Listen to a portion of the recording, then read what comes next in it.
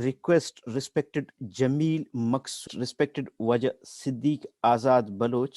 He's a senior Baloch politician, writer, linguist, and he has depth knowledge of the issue. He has been in the Baloch politics from his childhood, and he has been migrating to different countries only because of his voice. He whatever he tried to speak and whatever he has written, because of that he has faced a lot of consequences, and nowadays he is living in exile in Sweden.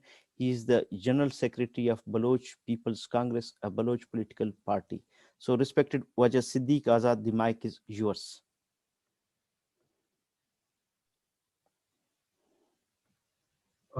Ladies and gentlemen, Pakistan has been an antithesis of humanity and democracy since its creation. The magnitude of oppression in Balochistan under its occupation can be assessed by the numbers of victims. Since 2006, in just a decade, more than 20,000 people have been forced to disappear. Mama Kadir claims that around 47,000 Baloch and around 35,000 Pashtuns are missing. About 3,000 people have been murdered in the custody of Pakistani forces, including lawyers, doctors, teachers, journalists, and students. The despot army uses different tactics to murder Baloch people and their supporters. The Baloch Voice Association and Baloch People's Congress held a joint program in the first week of this month in front of the United Nations headquarters in Geneva. During the program, among other things, a poster exhibition was organized which exposed the notorious situation in human rights violations in Pakistan. In that exhibition, representatives of various political, social, and right movements witnessed clear evidence of human rights abuses by the tyrannical state of Pakistan. But probably Pakistan state and its military either do not see their ugly face or do not want to see their horrible look. We also, in different international forums, have demonstrated the wicked nature of Pakistan and its army regarding human rights violation in Balochistan. As the CPEC, the popular journalist Francisca Marino, in one of her articles, rightly said that Pakistan is turning Gwadar and other coastal area of Balochistan into a Chinese Kaliningrad. The Baloch maintain, and many international observers agree, that the CPEC is the new millennium's incarnation of the East India Company in Balochistan. CPEC is not being built to benefit the Baloch, but is for the benefit of China and Punjab. Chinese want a stronghold in Central and Southwest Asia, and Punjab wants money. So both are feeding their greed in Balochistan.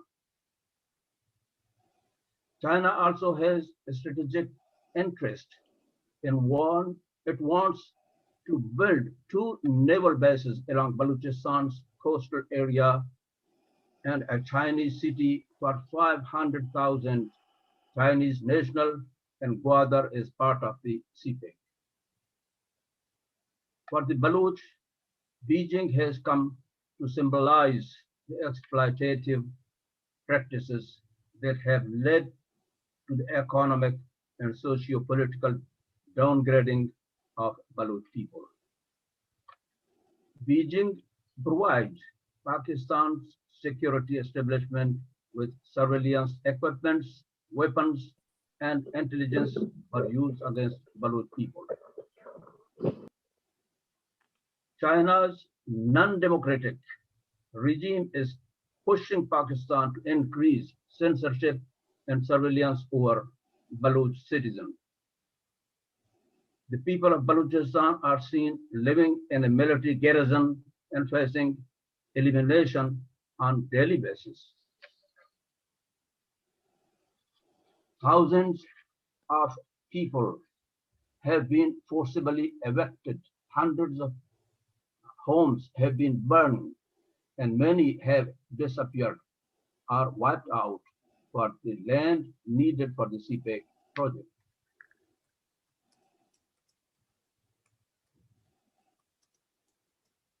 The truth is that China is burdening Pakistan by trapping it in debt while it is already suffering from intense balance of payment crisis.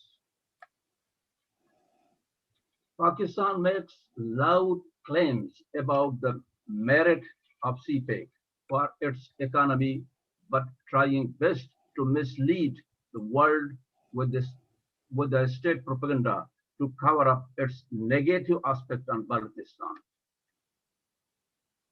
For all the lip service, Balochistan remains a hotspot of exploitation by Pakistan. In Gwadar port, agreement between Islamabad and Beijing, 50% of the benefit go to China, 48% to Islamabad, leaving with less than 2% for Balochistan, which is not even enough for bureaucratic corruption. Therefore, Baloch see it as a colonial project wrapped in prosperity and economic development. Baloch are of the view that under the banner of economic development and prosperity, CPEC might turn them into a minority within their own land.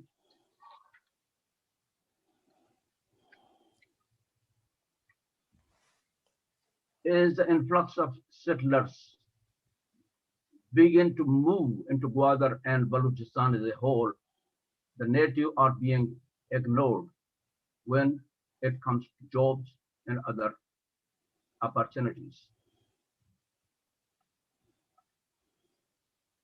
More than 30,000 army personnel equipped with sophisticated war equipment deployed on the security are basically paving the way for CPEC by annihilating the local peoples. On the other hand, human rights record of Pakistan security forces remains poor. Enforced disappearances and jail torture of political activists are commonplace, as are extrajudicial killings. A report by the Human Rights Committee of Pakistan states that around 47 people had disappeared in Balochistan as of 2019. Pakistan Federal Ministry of Human Rights also found nearly 1,000 unidentified bodies in Balochistan between 2011 and 2016. Mass graves are discovered with unnerving regularity. The increasing number of military cantonments being built in Balochistan, deployment of military and paramilitary forces, and the presence of extrajudicial flying squad that are tasked with targeting assassination are some such methods. Military operations such as Radd al-Fasad and Operation Ground Zero Clearance are also frequently employed to suppress Baloch rights demands.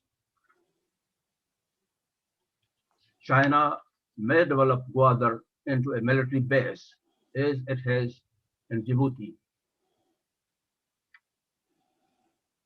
The fishing community along the Makran coast are among the worst affected, as they have been forced to relocate and their entirely. Those who continue to live on the coast face restrictions and frequent encounters with security forces while seeking access to sea. The world at large has turned a blind eye to the gross human rights violation by Pakistan. There has been hardly any change in the approach of the Pakistan state towards the Baloch people, as cases of politically motivated detention and killing and disappearance of Baloch people have increased manifold. However, the movement of the Baloch people to safeguard their right is likely to continue because of the strong tide of popular dissatisfaction against the Pakistani state and the persistent commitment of the people to fight for their freedom, autonomy, and rights.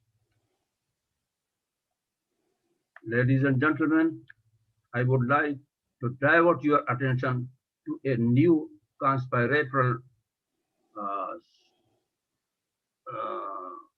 offer by the Pakistan regime. Pakistan's army-backed Prime Minister Imran Niazi has suggested reconciliatory dialogue with angry Baloch in view of Pakistan's shaky position in the complex situation of the region. Another purpose of the offer is to weaken the Baloch resistance by creating diversion and discord. Therefore, the Baloch understand that this offer is based on malice and fraud. Again, who are angry Baloch? And what is the dispute of Balochistan? The colonial mindset of Islamabad and Rawalpindi is trying to avoid this question. Politicians and journalists representing the colonial mindset are confusing the issue through their misleading debates.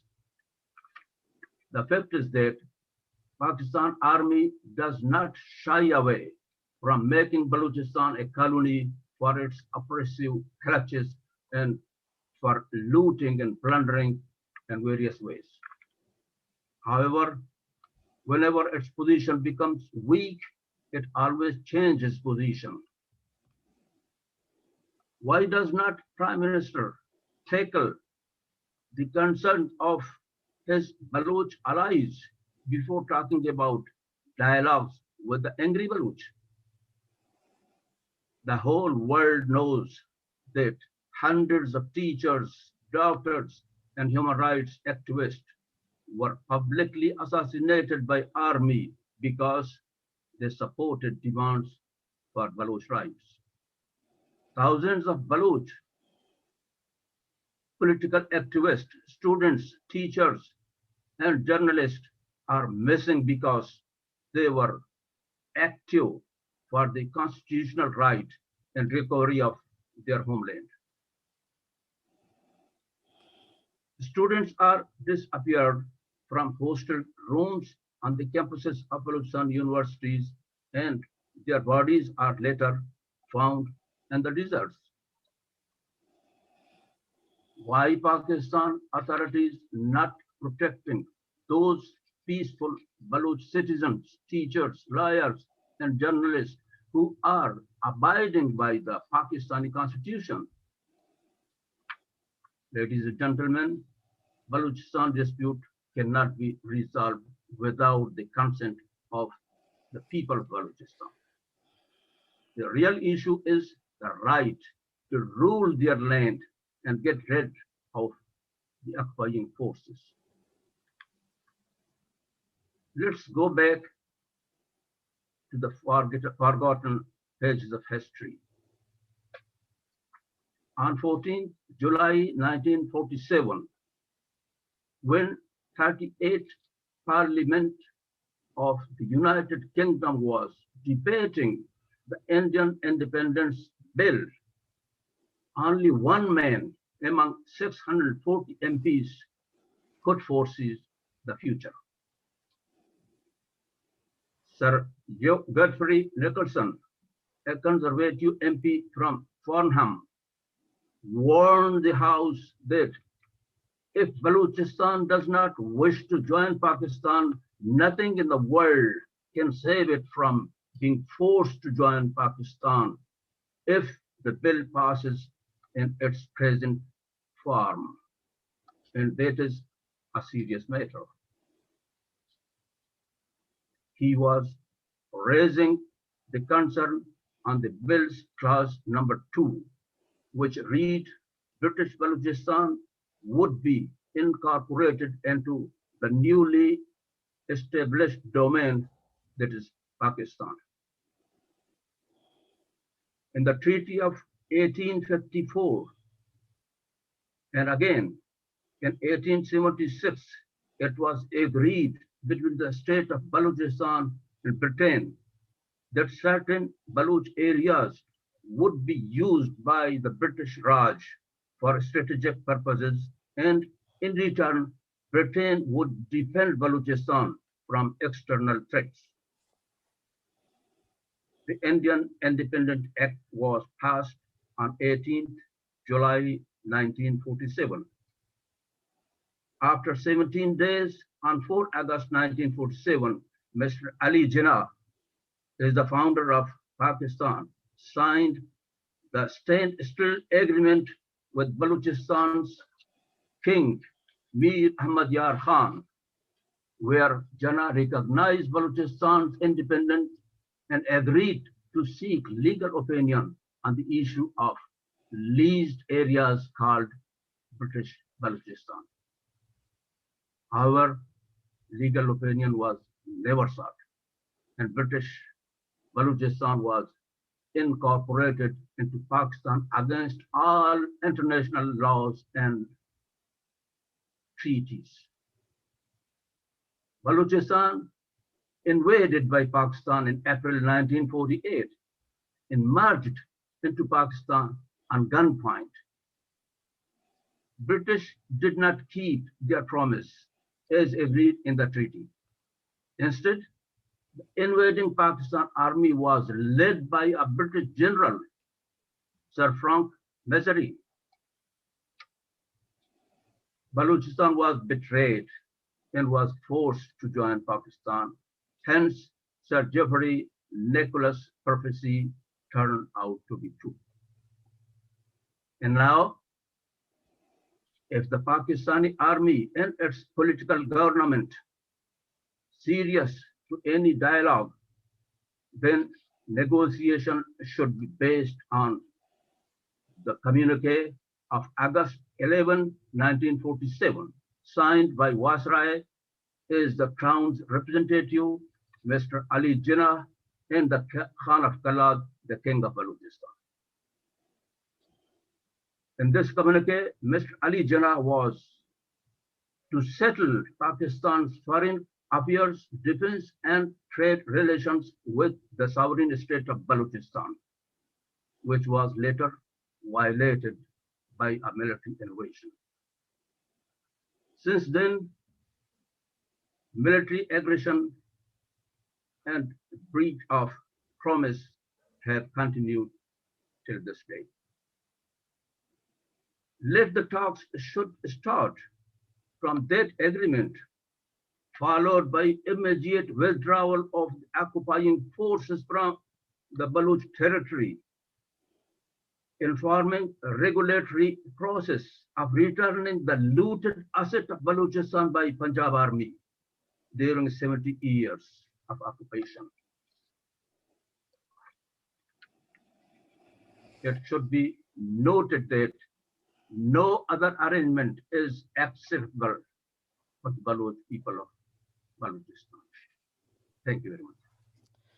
Thank you, respected Waja Siddique Azad. Thank you, sir, for your detailed analysis about the Baluchistan issue and particularly about this CPEC as well. I am highly thankful to you for taking us back to the forgotten history and the documents which you have read at this forum. So the issues about the legal issue of Baluchistan you presented very well, and this is what the Baloch have been claiming, that our land has been annexed by force and Pakistan is an occupying force over there. So under occupation, any such sort of projects are illegal, and Pakistan has been treating the Baloch to dominate the region by military operations, which many international organizations, even Human Rights Watch and even media organizations have stated this thing clearly, that there is a slow motion genocide of the Baloch people in Balochistan being done by the Pakistani forces.